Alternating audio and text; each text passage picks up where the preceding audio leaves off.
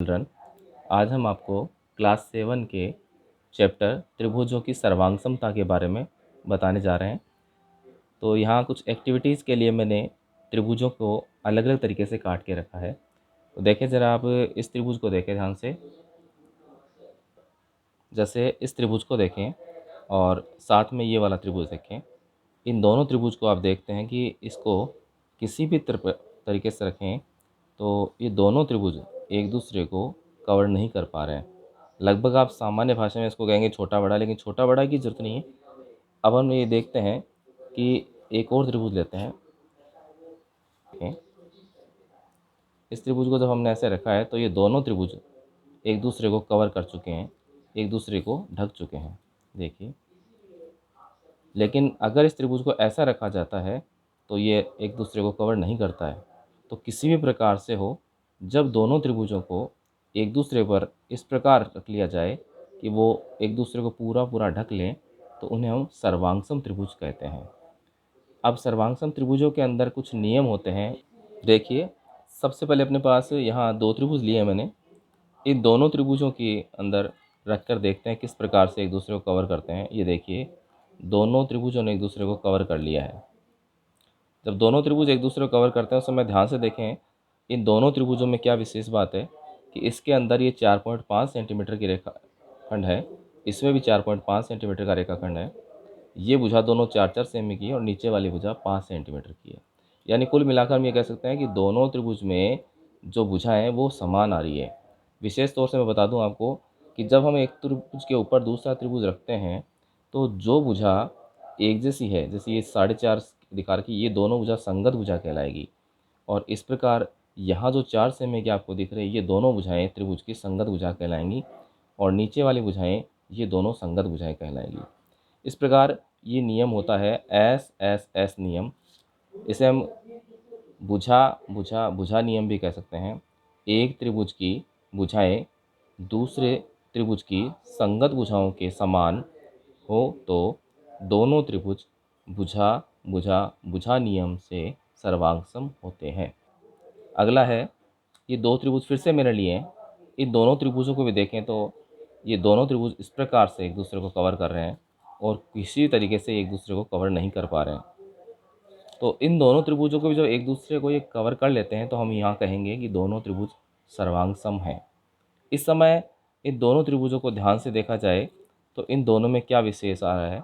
देखें आप, इनमें दोनों में समान है कोण और दोनों साइड वाली भुजाएं वो बराबर आ रही है। तो इस त्रिभुज के अंदर नियम को कहेंगे हम एस ए एस नियम। यानी एक त्रिभुज की दो भुजाएं और उनके बीच का कोण दूसरे त्रिभुज की संगत दो भुजाओं और उनके बीच का कोण बराबर हो तो दोनों त्रिभुज एस ए एस यानी भुजा कोण भुजा नियम से सर्वांगसम होते हैं।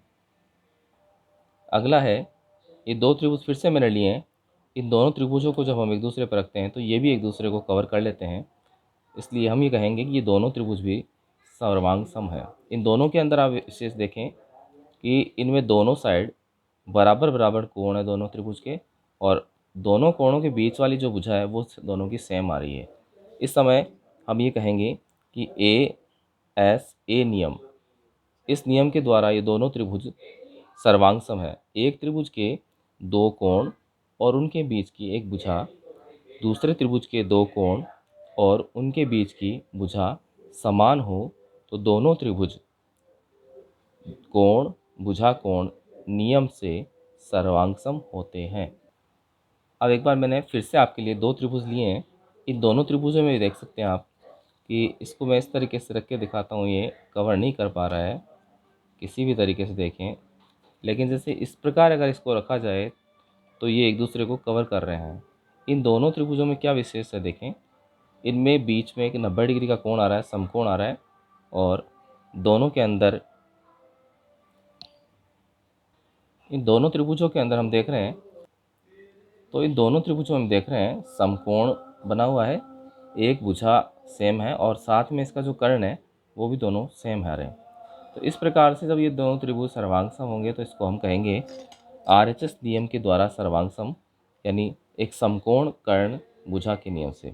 एक समकोण त्रिभुज की एक भुजा और कर्ण दूसरे समकोण त्रिभुज की एक भुजा और कर्ण के समान हो तो दोनों त्रिभुज समकोण कर्ण भुजा नियम से सर्वांगसम होते हैं। अब हम जब सर्वांगसम त्रिभुज कर लेते हैं तो इनको लिखें कैसे, इसके लिए देखें कि जैसे एक त्रिभुज हमने लिया है ABC, दूसरा इसका त्रिभुज लिया DEF। जब हम इस त्रिभुज को इस त्रिभुज के ऊपर रखते हैं तो ये एक दूसरे को कवर कर लेता है। उस समय अभी मैंने थोड़ी देर पहले बताया था कि संगत भुजा कौन सी होती है। तो यहाँ हम देख सकते हैं इस एक त्रिभुज का नाम हम लिख देंगे ABC, ये सर्वांगसम का निशान लगाएंगे और दूसरा नाम लिखेंगे त्रिभुज। अब इस त्रिभुज के साथ जब इस त्रिभुज को ऊपर हमने कवर किया है तो ए के ऊपर डी वाला ऑप्शन आएगा, तो हम यहाँ ए के स्थान पर डी लिखेंगे।